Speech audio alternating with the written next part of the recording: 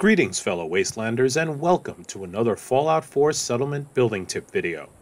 I'm here at Somerville Place with Furiosa to answer a couple of my frequently asked questions regarding my builds. But first, a channel update. I realized after my recent builds that I am slowly running out of settlements to build with Furiosa. Some have glitched out like Jamaica Plain and Hangman's Alley to the point where I can't even go to those locations without my game potentially crashing. To prepare for future builds, I have started a new character, but it's going to take me some time to get to the point where I have all the various DLCs and main quests completed in that playthrough.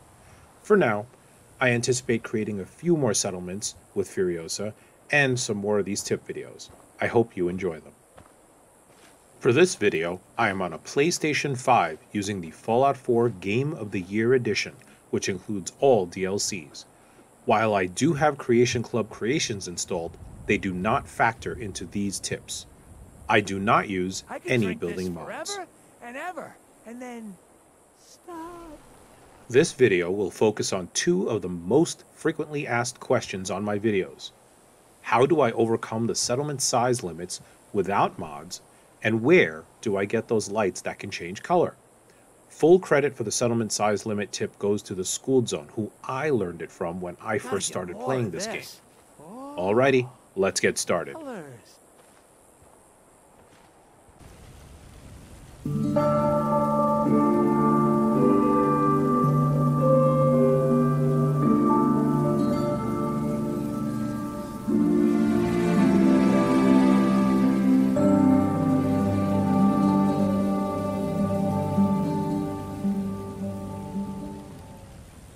Somerville Place is a good example of a relatively small to medium-sized settlement where I built several times over the standard settlement size limit. I have linked to my full tour of this settlement in the video notes below, but for the purposes of this video, we're going to quickly walk around the settlement so you can get an idea of just how much I have built here. It is important to remember that the game designers established the settlement size limit to keep the game as stable as possible. By going over those limits, you are deliberately taxing memory beyond what may have originally been intended by the game designers, so use this with caution.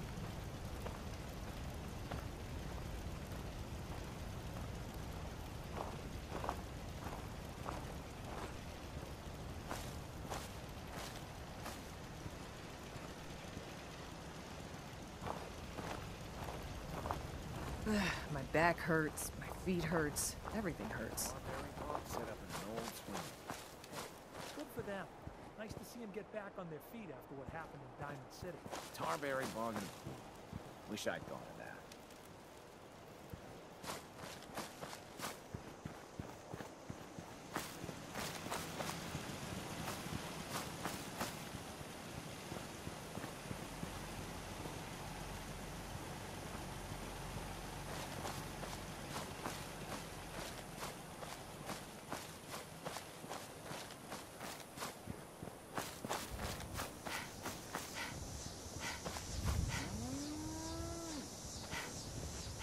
The farm's not much, but it's something.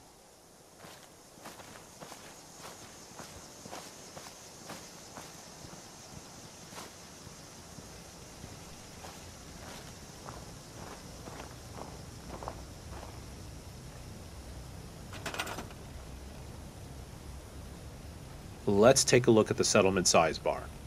You'll note it appears only a little over half full, but in reality, I used about 3 size bars worth of space to build this settlement.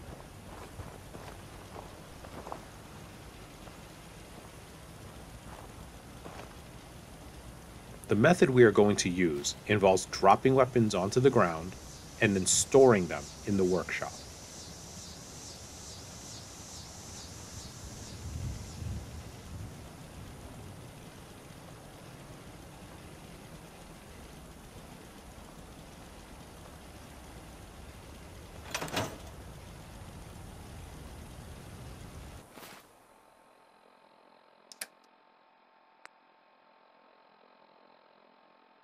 Watch carefully, and you'll note as I store each weapon, the settlement size bar frees up a tiny little bit more space. But if you want to maximize this trick, get yourself a bunch of gamma guns Just and throw use it those. wherever. The best source for getting several gamma guns at one time is the Crater House. Every child of Adam there has one on them. Gamma guns bring down the settlement size bar very quickly.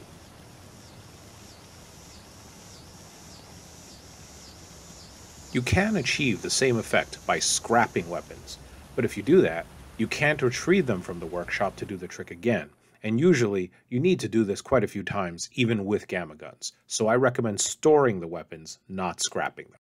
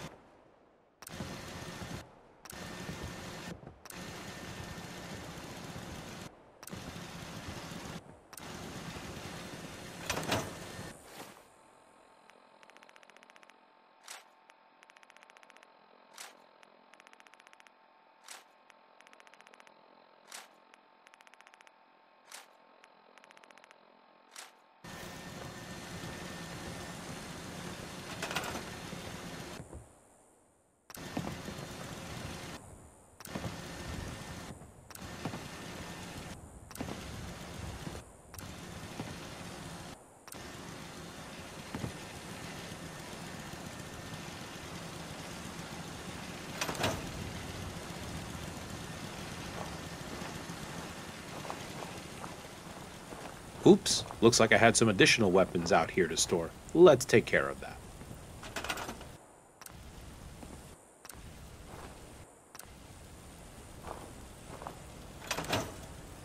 So let's review.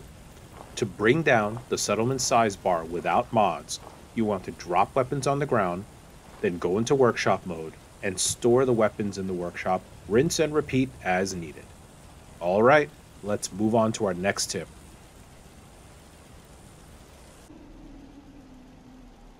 We are now at Warwick Homestead, where it is a rather dark and dreary night. Perfect lighting conditions to address another frequently asked question. Where do you get those colored light bulbs?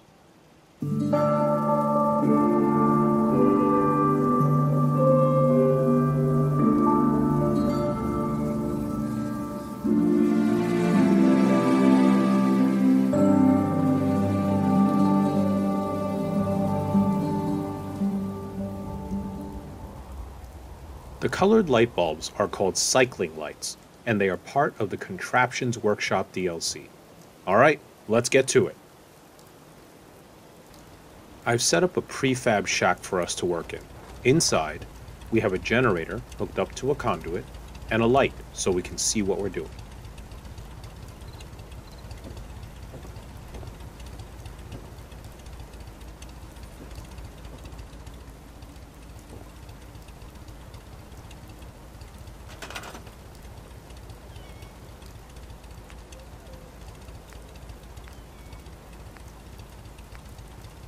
When you are in build mode, go to Power, Miscellaneous, and then scroll over to the cycling light. The cycling light requires 1 glass, 1 copper, and 2 steel to build. Each cycling light bulb requires 1 power directly connected to the bulb. It does not take power radiating from a nearby conduit like the regular light bulb.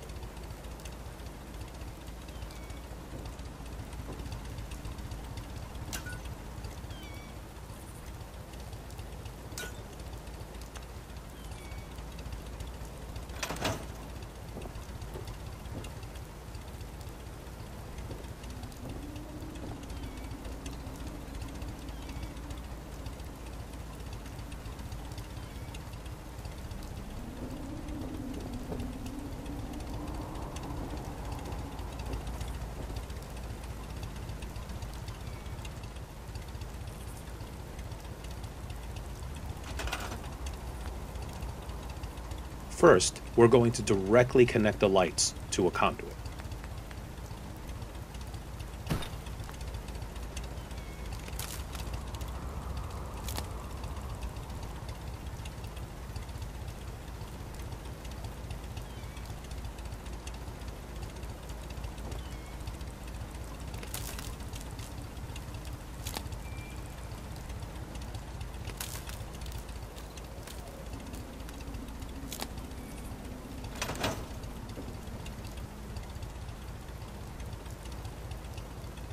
Okay, great. The lights are on, but they default to a white color. What about changing the colors?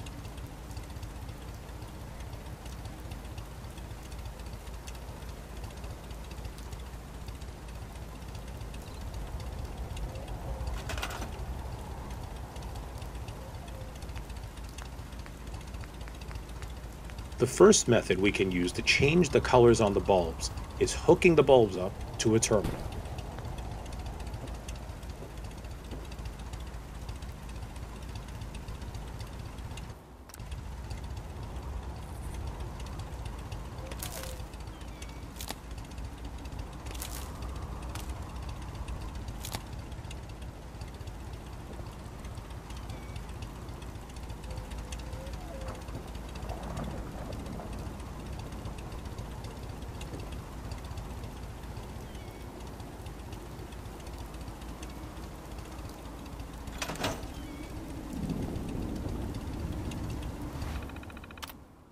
Interestingly, in the terminal, the cycling lights are referred to as light boxes, which are a completely different build item. However, as you'll see in a few moments, the terminal is indeed referring to the cycling lights you just saw me build.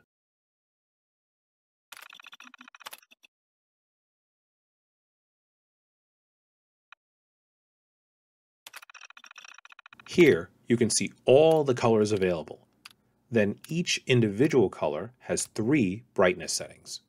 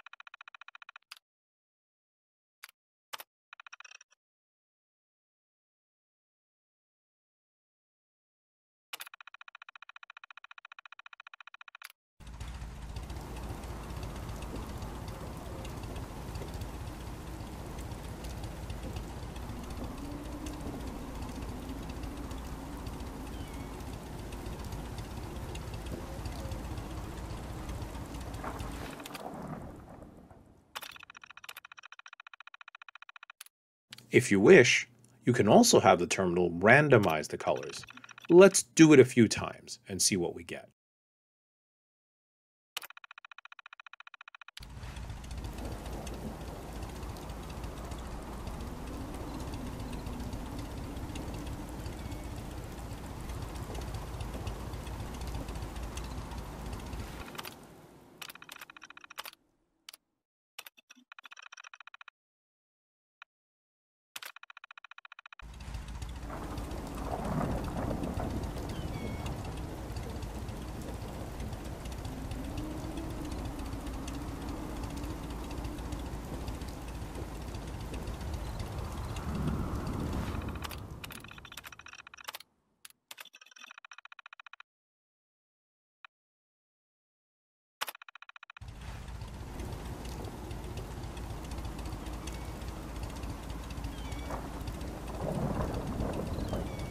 Okay, but what if you don't want to go through all the hassle of using a terminal just to change colors on the bulbs? Well, in that case, you can change the colors on the bulbs directly. This is my personal preferred method. Just hover over the bulb, hit the action button, which is the X on the PlayStation 5, and the color changes.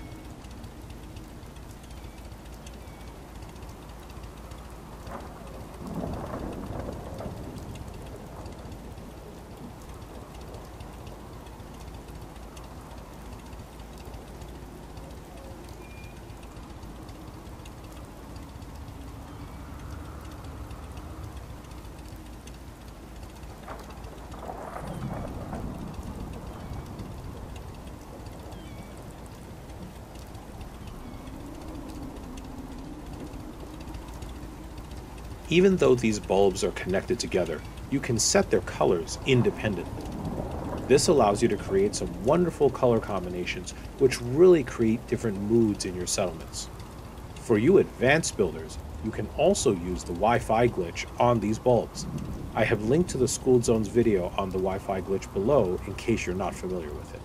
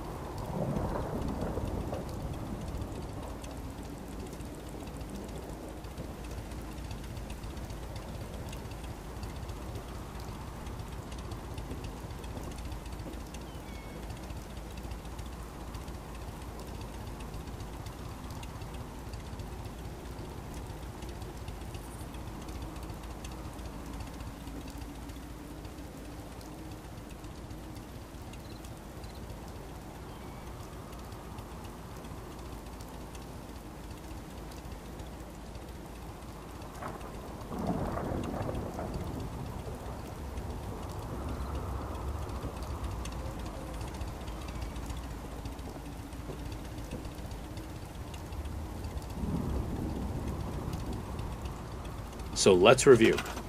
Cycling lights are part of the Contraptions Workshop DLC. They are under the Power Miscellaneous menu.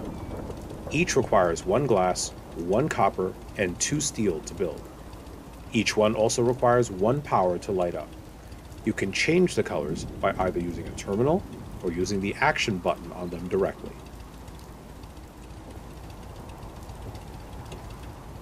This concludes my first frequently asked questions tip video. I hope to do more, so if you enjoyed this video, please hit that like button. If you enjoy what I do, please consider subscribing.